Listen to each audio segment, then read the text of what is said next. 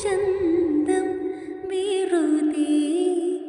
എന്തിനുരാവിൻ ചന്തം ഇന്നു വരും നീ ഇന്നു വരും നീ എൻ്റെ നിലാപ്പന്തലിൽ വെറുതെ എൻ്റെ കിനാപ്പന്തലിൽ